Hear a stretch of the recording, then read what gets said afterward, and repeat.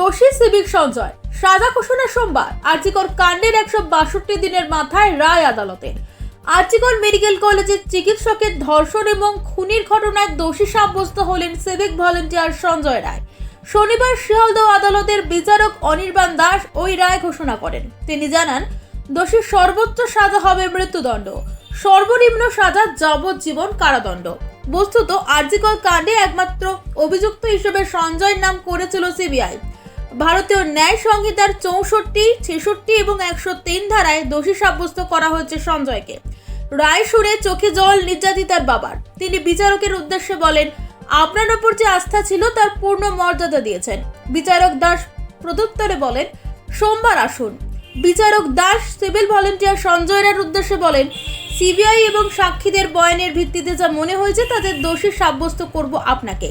আপনার সর্বোচ্চ শাস্তি হতে পারে মৃত্যুদণ্ড। সেটা শুনে সঞ্জয় বলেন, আমি কিছু করিনি, আমার গলায় রুদ্রাক্ষের মালা। আমার কথাটা একবার শুনুন। বিচারক রায় ঘোষণা করে বলে দেন, সোমবার আপনার কথা শুনবো।